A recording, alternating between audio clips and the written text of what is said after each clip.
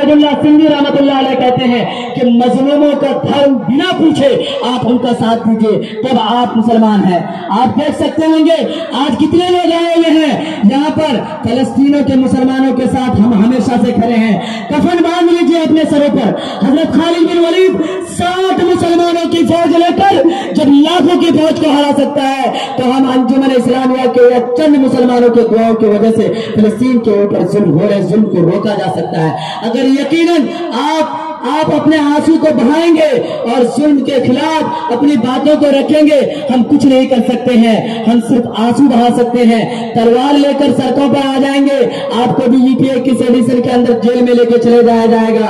लेकिन हम ये कहते हैं कि आपके आंसू को तो कोई नहीं रोक रहा है, आपके मुसल्ला बिछाने को तो कोई नहीं रोक रहा है, आपको जो है एक शांति जुलूस के लिए तो कोई नहीं रोक रहा है। उसके बावजूद आपकी जो आबादी है इतनी कम क्यों है?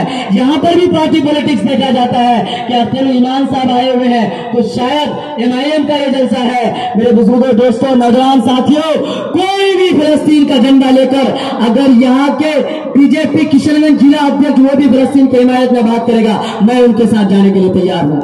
लेकिन आज यहाँ के उलमाए हज़रात, आज उनकी यहाँ पर अब्सेंट ये दर्शाता है कि आप फलस्तीन के साथ तभी आना चाहते हैं जब आपको स्टेज पे गद्दी में आपका फोटो इश्तिहार पर आए, आपका नाम आए, नहीं तो आप नहीं आएंगे। यही हुआ किशनगंज की पावन धरती पर, किशनगंज के अमल हुआ इंसाफ की धरती पर आज जो लोगों का नहीं आना हुआ, इसे बहुत बड़े अफसोस की बात है। मैं इन चंद बातों के साथ अपनी बातों को खत्म करता हूँ। अस्सलाम वालेकुम व रहमतुल्लाहि व बरकातहू।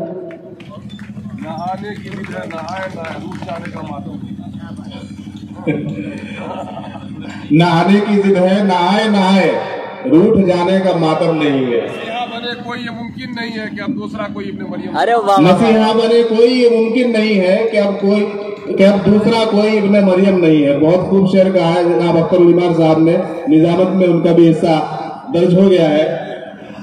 आइए हजरात, असल में देखिए जिंदगी दो तरह की होती है। एक वो लोग एक वो लोग हैं जो सड़क पर हमें घूमते फिरते नजर आते हैं, लगता है कि ये जिंदा है, लेकिन हकीकत में जिंदगी कुछ और लोगों के पास होती है। सिर्फ चलना फिरना, सड़कों पर नजर आना और समोसा खाता हुआ दुकान पर आदमी नजर आ रहा है तो वो जिंदा है, ये जरूरी नहीं है। अगर आदमी जिंदा है तो आपको अंजुमन इस्लामिया के इहाते में आकर देखना पड़ेगा कि कुर्सियों पर जो बच्चे बैठे हुए हैं, जो नौजवान बैठे हुए हैं, जो बूढ़े बैठे हुए हैं, इनके अंदर असल जिंदगी दौड़ रही है। आइए हजरात, अब मैं एक शायर को बुलाने से पहले, क्योंकि मैं 2-3 मुकर्रिरीन को बुला रहा हूँ और तफहीम भाई को थप्पी दे रहा हूँ, जनाब तफहीमुर रहमान साहब से गुजारिश करूंगा कि वो तशरीफ लाए और मुस्तकिल मौजू है उनका आज के प्रोग्राम के लिए। बहैसियत उम्मत मुस्लिमा हमारा फरीजा क्या है, वो इस मौजू पर गुफ्तगू करेंगे। उसके बाद हम इंशाअल्लाह 2-3 शुआरा है उनको भी सुनेंगे।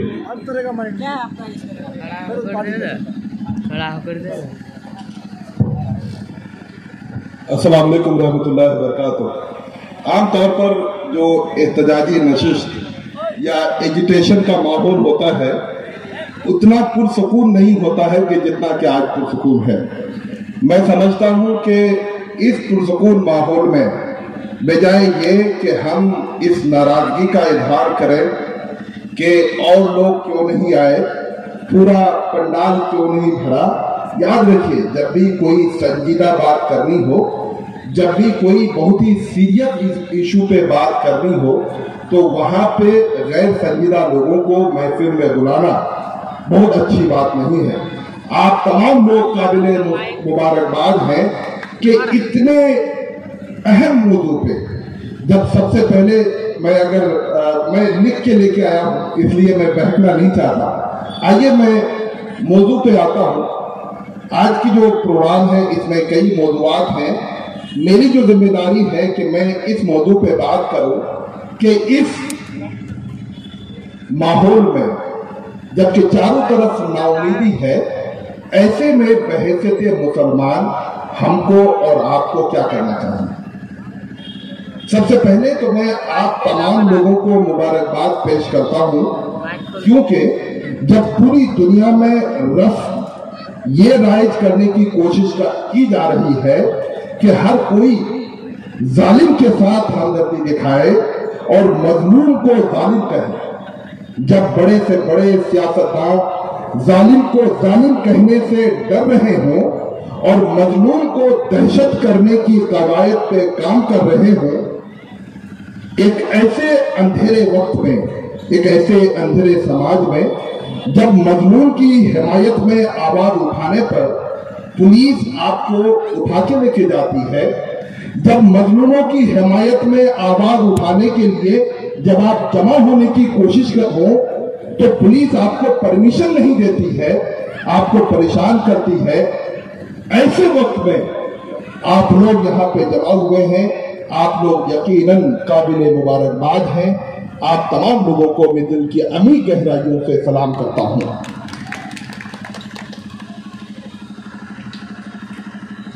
मोहतरम हज़रात, फलस्तीन में और खासकर फलस्तीन के गजा में जो हालात हैं वो तमाम तर हालात आपकी नजरों के सामने में है। रोजाना आप अपने टीवियों में और खास करके अपने मोबाइलों में वो तस्वीर और वो वीडियो देख रहे हैं जिससे कोई भी इंसान जिसके अंदर जर्रा बराबर भी इंसानियत है वो खून के आंसू नहीं रोता होगा। हर किसी का दिल परेशान है, हर इंसान शर्मिंदा है कि उनकी जिंदगी में उसको ऐसे हालात देखने पड़ रहे हैं। इन जालिमों के बारे में हम और आप काफी कुछ देख रहे हैं और सभी जानते हैं कि किस तरह से अमेरिका और यूरोप और दुनिया के दीगर जालिम हुक्मरानों की पुष्पनाही से इजराइल निहत्ते लोगों और मासूम बच्चों, औरतों, बुजुर्गों पर रोजाना बम बरसा रहे हैं और लोगों को मौत के घाट उतार रहे हैं। और पूरी दुनिया, अगर आपको लगता है कि खामोश तमाशाई बनी हुई है, ऐसा नहीं है, बल्कि पूरी दुनिया जालिम को बम और बारूद सप्लाई कर रही है कि इन मासूम लोगों को और मारा जाए, इन मासूम लोगों पर और बम बरसाए जाएं। लेकिन ये जुल्म पहली बार तो नहीं हो रहा है। अगर आपको लगता है कि यह जुल्म पहली बार हो रहा है तो माफ कीजिएगा, मुझे ये कहने दीजिए कि फिर आपकी और हमारी याददाश्त कमजोर है। क्या फलस्तीन और गाजा के लोगों पर पहली बार जुल्म हो रहा है? इसका जवाब है नहीं, ये पहली बार नहीं हो रहा है। पिछले 70 सालों से इंसानों के भेष में ये आदमखोर फलस्तीनियों का खून पी रहे हैं। लेकिन सवाल ये उठता है कि पूरी दुनिया, खासकर हम, इसके लिए क्या कर रहे हैं? क्या हमारे मुजाहरे जो एजिटेशन है इससे जुल्म खत्म हो सकता है? जवाब है नहीं, इससे जुल्म खत्म नहीं हो सकता है। इन मुजाहरों से, इन एजिटेशन से हम अपने गुस्से का इजहार कर रहे हैं। हम अपने दिल को सुकून पहुंचा रहे हैं कि हम जुल्म के खिलाफ बोल पा रहे हैं। बस इससे ज्यादा हम कुछ भी नहीं कर पा रहे हैं। लेकिन सवाल यह है कि इस तरह के जुल्म जब बार बार हो रहे हैं तो हमारी हिकमत अमली क्या है? हम एक जुल्म होता है, हम अपने गुस्से का इजहार करते हैं और फिर भूल जाते हैं। हमारे पास कोई हिकमत अमली नहीं है कि ये जुल्म खत्म कैसे हो। हमारे पास कोई प्रोग्राम नहीं है। अच्छा ये बताइए, क्या हमें बोस्निया का कत्लेआम याद है? क्या हम बोस्निया को अपने जहन के किसी गोशे में बोस्निया का नाम पाते हैं? मुझे लगता है कि जो हमारे अहद के लोग हैं, जो हमारे जूनियर्स हैं, वो तमाम लोग बोस्निया का नाम तक नहीं जानते हैं। और जो हमसे बुजुर्ग हैं उनको बोस्निया का नाम तो पता होगा, लेकिन वो सानेहा उनके जहन से खत्म हो चुका है। मालूम है बोस्निया में क्या हुआ था? 1 लाख से ज्यादा लोगों का कत्लेआम हुआ था और लाखों लोगों को घर से बाहर कर दिया गया था। हमने उनके लिए क्या किया? क्या हमने कभी इसके बारे में सोचा कि क्या होना चाहिए था? बहैसियत मुसलमान हमको और आपको क्या करना चाहिए था? ये कोई पहला वाकया नहीं है दोस्तों। अगर आप पिछले 100-200 साल, ज्यादा पुरानी नहीं, 100-200 साल की अगर तारीख देखें तो आपको पता चलेगा कि हमारे पास हमारे आने वाली नस्लों के लिए हमने कोई लाहे अमल नहीं बनाया है, हमने कोई एक्शन प्लान ऑफ एक्शंस नहीं बनाए हैं। हम पर जुल्म होता है, हम रोते हैं, हम रोड पे उतरते हैं, हम एहतजाजी नशिश करते हैं और दूसरे दिन फिर हम सो जाते हैं, फिर दूसरे जुल्म होने का इंतजार करते हैं। जब हमें फुर्सत के लम्हात मिलते हैं, जब हम कुछ कर सकते हैं, जब हम कुछ प्लान बना सकते हैं, जब हम अपने आने वाली नस्लों को एक अच्छी जिंदगी दे सकते हैं, उस वक्त हम ख्वाब खरगोश में पड़े रहते हैं, हमें कोई काम करने में ध्यान नहीं होता है। होना तो ये चाहिए था कि फुर्सत के औकात में हम तैयार होते मुस्तकबिल में, ताकि हमारी पसपाई न हो। लेकिन हमने क्या किया, जालिमों को सबको देखें, जालिमों के सबको देखिए, वो तमाम तर इख्तलाफात को भुलाकर रीजनलिज्म, इलाकाइयत, रंग नस्ल, जात पात, मजहब मसलक, तमाम तर इख्तलाफात को भुलाकर वो एक सफ में खड़े हैं, वो एक सफ में खड़े हैं कि किस तरह से वो जालिमों मजलूमों पर और जुल्म किया जा सके। लेकिन दूसरी तरफ हम अपना मुहसबा करें कि हम कहां पर खड़े हैं। हमने कोई मुहसबा नहीं किया है कि हम कहां पे खड़े होंगे और हम क्या कर सकते हैं। मोहतरम हाज़रीन, बार बार घंटी बज रही है, मुझे बस मैं 1 मिनट में बात खत्म करता हूं। मोहतरम हाज़रीन, बातें बहुत सारी हैं, ये इख्तिताम का वक्त है। जो काम करने का है, ये तो समझ जाइए कभी हमारी तमीद थी। बात जो करने का है वो ये कि हमको एक्शन प्लान करना पड़ेगा। अगर आप फलस्तीन की अगर तारीख देखें या दुनिया की अगर तारीख देखें तो आपको पता चलेगा कि दुनिया में वही लोग, फलस्तीन के इलाके में या पूरी दुनिया में वही जहाबानी का काम अंजाम देते हैं जो लोग इल्म और हिकमत में सबसे आगे होते हैं। इल्म और हिकमत में हमको आगे आना पड़ेगा, हमको साइंस एंड टेक्नोलॉजी में, इनोवेशन में, इजादात में हमको इन्वेस्ट करना पड़ेगा। अपने नौजवानों पे के लिए ऐसी राहें बनानी पड़ेंगी जिससे कि हमारे नौजवान आगे बढ़ सकें। आप छोड़ दीजिए पूरी दुनिया की बात, पूरे दुनिया में बहुत खलफशार है, लेकिन सीमांचल तो पूरे हिंदुस्तान में हम लोग मानते हैं कि सबसे ज्यादा पीसफुल इलाका है। लेकिन इस पीसफुल इलाके में, इस पुरअमन फिजा में हमने क्या किया? क्या हमारे पास कोई लाइब्रेरी है, कोई रिसर्च सेंटर है, कोई कॉलेज है, कोई मेडिकल साइंस का कॉलेज है? तो फिर हमारे पास कुछ नहीं है। जब हम इन तमाम तर चीजों से दूर हैं, जब हम इन तमाम तर चीजों से नावाकिफ हैं, तो हम कौम को आगे रास्ता नहीं दिखा सकते हैं। जरूरत इस बात की है कि मजहबी जो रहनुमा है वो कायद, और जो हमारे सियासी रहनुमा है और जो हमारे नौजवान हैं, ये तमाम लोग मिलकर जब तक लॉन्ग टर्म स्ट्रेटेजी नहीं बनाएंगे, जब तक लंबी प्लानिंग नहीं करेंगे, तब तक जो है हमारी हालत ऐसी ही रहने वाली है।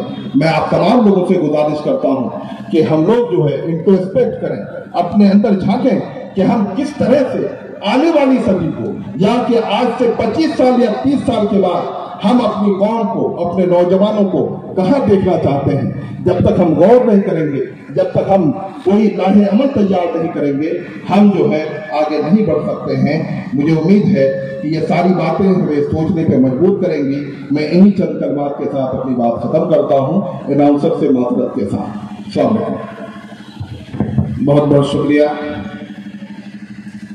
और माजरत की कदर ज़रूरत नहीं है। आपने बहुत अच्छा मकाला लिखा है और मेरी ख्वाहिश है कि आप इस मकाले को बाज़ाब्ता टाइप करवा कर अखबारों में भी भेजें ताकि और भी ज़्यादा लोगों तक ये बात पहुँचे। अपने मौजू पर बहुत ही अच्छा मकाला आपने पेश किया। आइए हजरात, अब एक शायर की तरफ बढ़ते हैं बगैर किसी गुफ्तगू के।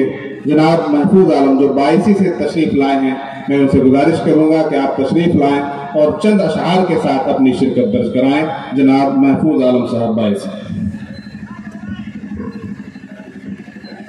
अस्सलामु अलैकुम रहमतुल्लाहि व बरकातुहू। नमस्कार। करम जो पे बहुत सरफिरे हवा का है,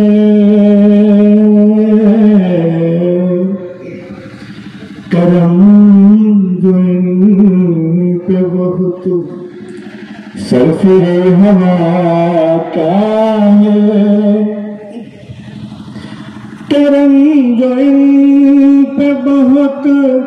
سرفرے ہوا کا ہے، ہوا سے کہہ دو، ہوا سے کہہ دو کہ یہ پیڑ مصطفیٰ کا ہے،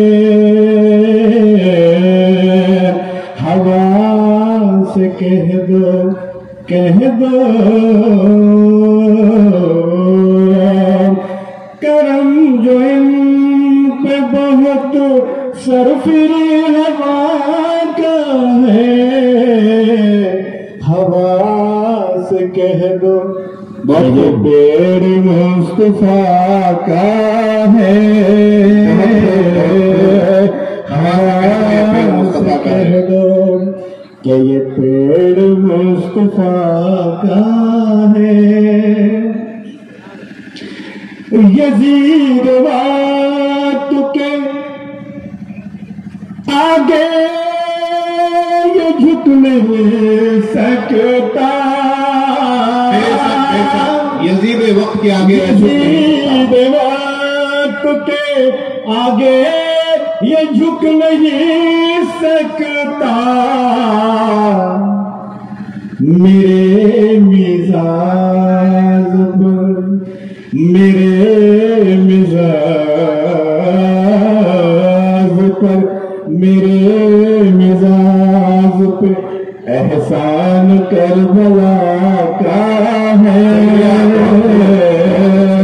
میرے مزاج پہ احسان کربلا کا ہے۔ بہت شکریہ آپ کا، آپ نے بہت شاندار شرکت درج کرائی اور واقعی یہ مشاعرے کے شاعر لگ رہے تھے، اور اگر یہ مشاعرے کی مجلس ہوتی تو میں چاہتا کہ مشاعرے میں کم از کم ان کو آدھے گھنٹے کا وقت دیا جاتا۔ آئیے حضرات، ہم نے ایک مقرر جو دور دراز علاقے سے تشریف لائے ہوئے ہیں، مولانا سرفراز ندوی صاحب سے میں گزارش کروں گا کہ مختصر وقت میں 2 سے 3 منٹ کے اندر وہ اپنے تاثرات کا اظہار کریں۔ منہ دیکھ لیا آئینے میں پرداغ نہ دکھا سینے میں، منہ دیکھ لیا آئینے میں پرداغ نہ دکھا سینے میں، جینے کو ایسا جی لگایا مرنے کو مسلمان بھول گئے، تکبیر تو اب بھی ہوتی ہے مسجد کی فضا میں اے انور، جس ضرب سے دل دہل جاتے تھے وزر بلگانا بھول گئے۔ حضرات محترم، آج ہم لوگوں کا پروگرام اس بات کا ثبوت ہے کہ ہمارے اندر کی جو ضمیر ہے وہ زندہ ہے۔ حدیث میں آتا ہے المسلم واخو المسلم، کہ مسلمان ایک مسلمان بھائی ہے۔ دوسری حدیث، اسی حدیث کا دوسرا ٹکڑا ہے کہ مسلمان ایک جسم کی طرح ہے، اگر اس کا پیر میں کانٹا چبھتا ہے جیسا کہ پورا بدن کانپتا ہے، پورا جسم اس کا پریشان رہتا ہے۔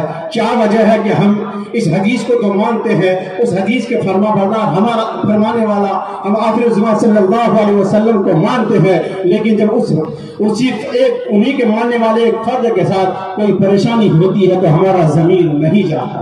میرے بھائی، دنیا میں اللہ کی طاقت کے بعد اگر کوئی سب سے بڑی طاقت ہے وہ اتحاد کی طاقت ہے، وہ اتحاد کی طاقت ہے۔ کیا وجہ ہے کہ ہم در در کی ٹھوکریں کھا رہے ہیں؟ اگر جہاں آپ اس کی سطح پر جائیے گا، اگر جہاں آپ اس کی تحقیق کریے گا، اگر جہاں آپ اس کی حقیقت کو جاننا چاہیں گے تو اس کی ایک وجہ یہ ملے گی کہ آپ کے اندر انتشار ہو گیا ہے۔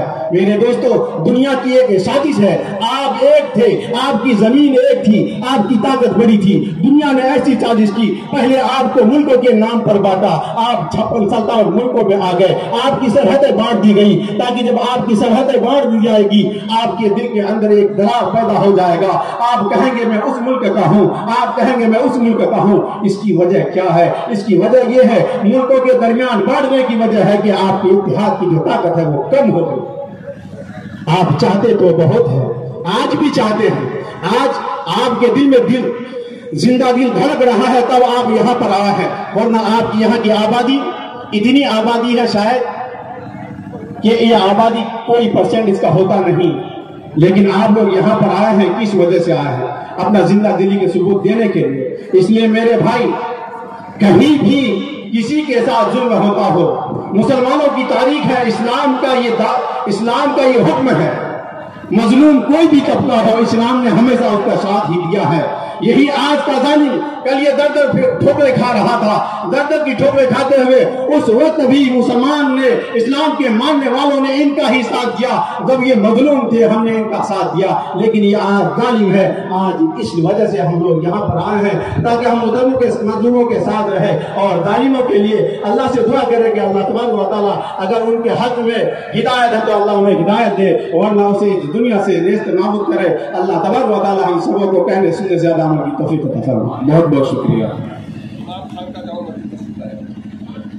امام خطیب خان کا جامع مسجد جہاں کہیں بھی ہوں اسٹیج کو تشریف لائیں، اور پیچھے کچھ علماء کرام مجھے نظر آ رہے ہیں، مولانا نور الزمان رحمانی صاحب امام خطیب جامع مسجد بیلوا، مولانا اظہار صاحب امام خطیب جامع مسجد آمبھولا، اور دیگر علماء کرام جو پیچھے ہیں کھڑے ہوئے، ان سے درخواست ہے کہ آگے آپ کے لیے قالین بچھائی گئی ہے، اور یہ تو احتجاج ہے، احتجاج کھڑے ہو کر دوڑ اسٹیج پر بھی آ سکتے ہیں آپ حضرات، جگہ ہے اسٹیج پر بھی انشاءاللہ بن جائے گی، آپ حضرات تشریف لائیں۔ تھوڑا آپ لوگ آگے آ جائیں سر، تھوڑا آپ لوگ آگے اچھا رہتا ہے یہاں۔ اب آئیے حضرات، میں درخواست گزار ہوں MIM بہار یونٹ کے ایک اہم ذمہ دار اور معروف شخصیت جناب انجینئر آفتاب صاحب سے گزار ہوں جو میرے ہم نام ہیں کہ آپ تشریف لائیں اور اپنی خطابت کے آفتاب و مہتاب کا جلوہ دکھائیں۔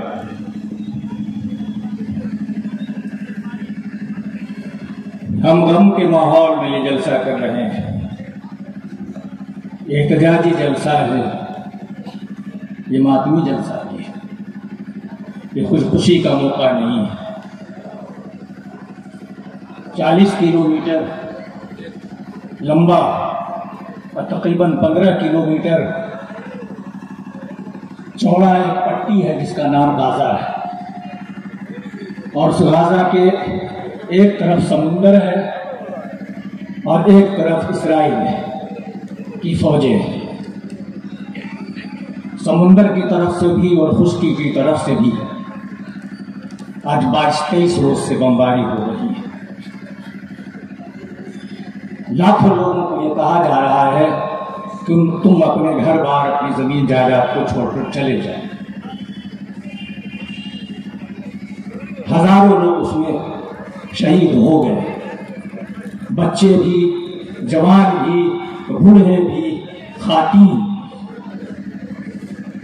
غم کا پہاڑ ٹوٹا ہے۔ یہ کہا جا رہا ہے کہ احتجاج کے جلسے میں ہم کم تعداد میں آئے ہیں، سوال تعداد کا نہیں ہے۔ مہاتما گاندھی نے جب انگریزوں کے خلاف پہلا جتھا بھیجا تھا تو انہوں نے صرف ونوبا بھاوے کو اکیلے بھیجا کہ آپ اکیلے جا کر احتجاج کیجیے۔ احتجاج ایک آدمی بھی کر سکتا ہے اور احتجاج ایک بھیڑ بھی کر سکتی ہے۔ آج بھیڑ کی نہیں، باشعور احتجاج کی ضرورت ہے۔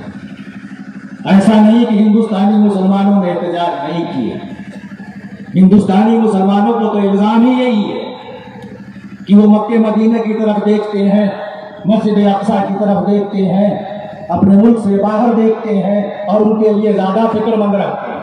یہی تو الزام ہے، اور یہ الزام ہم برسوں سے لے رہے ہیں۔ اس ملک میں جب خلافت عثمانیہ کا خاتمہ ہو رہا تھا ترکی کے اندر، تو اس ملک کے مسلمانوں نے خلافت تحریک چلائی، خلافت بچانے کی تحریک اس ملک کے مسلمانوں نے چلائی تھی، جبکہ سارے عالم اسلام سو رہا تھا۔ عرب جو ہے خواب خرگوش میں تھے، بلکہ عرب تو اسلامیہ خلافت کو ختم کرنے میں انگریزوں کے ساتھ ساز باز کر رہے تھے، اور فلسطین کو بنانے میں بھی عرب بادشاہوں کا حصہ ہے۔ اسرائیل کے اندر جو لاکھوں کی تعداد میں یہودیوں کو لا کر بسایا گیا، اس میں ان بادشاہوں کا حصہ بھی ہے جو عرب میں حکمراں ہے۔